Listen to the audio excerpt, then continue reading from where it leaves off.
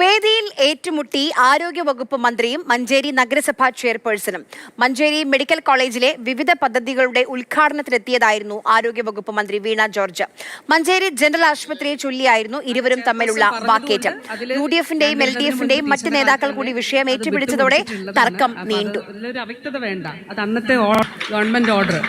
അപ്പൊ അതുകൊണ്ട് അതാണ് ഇപ്പൊ ചെയർപേഴ്സൺ പറഞ്ഞത്.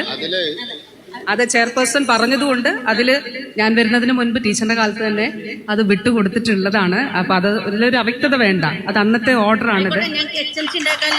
ശരി ശരി, അതിന് കുഴപ്പമില്ല. രണ്ട് വർത്താനം മാഡം പറയരുത്. മാഡത്തിന്റെ അവിടെ വന്ന് പറഞ്ഞപ്പോൾ നിങ്ങൾ പറഞ്ഞില്ല എന്നാണ്. ഇത് ഓർഡറാണ്.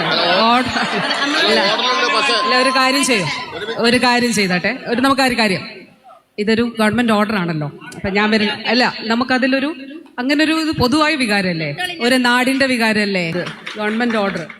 അപ്പൊ അതുകൊണ്ട് അതാണിപ്പോ ചെയർപേഴ്സൺ പറഞ്ഞത്.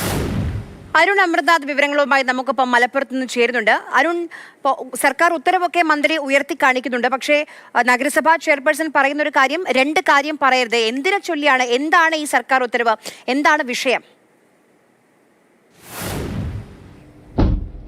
ആര്യ, മഞ്ചേരി ജനറൽ ആശുപത്രിയെ ചൊല്ലി കാലങ്ങളായി നിലനിൽക്കുന്ന പ്രശ്നത്തെ പറ്റിയാണ് ഈ ഒരു പരസ്യ വാക്കേറ്റം അല്ലെങ്കിൽ തർക്കം ഈ പൊതുവേദിയിൽ വെച്ച് നടക്കുന്നത്. മഞ്ചേരി മെഡിക്കൽ കോളേജിലെ വിവിധ പദ്ധതികളുടെ ഉദ്ഘാടനത്തിലായി ആരോഗ്യമന്ത്രി വീണ ജോർജ് എത്തിയത്. അതിനുശേഷം മൈക്കിൽ MLA UA ലത്തീഫാണ് ഈ ഒരു വിഷയം ഉന്നയിക്കുന്നത്. അതിന് പിന്നാലെ മൈക്കിൽ തന്നെ വന്ന് മറുപടി പറയുകയായിരുന്നു ആരോഗ്യമന്ത്രി വീണ ജോർജ്. ഇത്തരത്തിൽ 2016 തന്നെ നഗരസഭയ്ക്ക് ജനറൽ ആശുപത്രിയുടെ അനുമതി നൽകി എന്നുള്ളതാണ് പറയുന്നത്. എന്നാൽ അനുമതി ലഭിച്ചില്ല എന്ന് നഗരസഭാ ചെയർപേഴ്സൺ ആബിദ കൂടി വേദിയിലെത്തി മൈക്കിൽ പറയുന്നു. കാണികളിൽ നിന്ന് DYFI പ്രവർത്തകരുണ്ടായിരുന്നു. അത്തരത്തിൽ ആർപ്പുവിളികളൊക്കെ ഉയരാൻ തുടങ്ങി.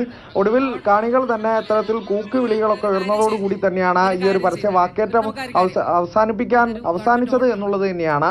എങ്ങനെയായാലും ഇത്തരത്തിൽ വാദപ്രതിവാദങ്ങളൊക്കെ കാലങ്ങളായി തുടരുന്നുണ്ട്.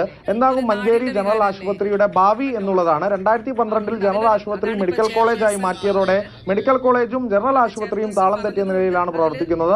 ജനറൽ ആശുപത്രിക്ക് കുറച്ചുകൂടി വലിയ കെട്ടിടം വേണം എന്നുൾപ്പെടെയുള്ള കാര്യങ്ങൾ അവിടെയുണ്ട്.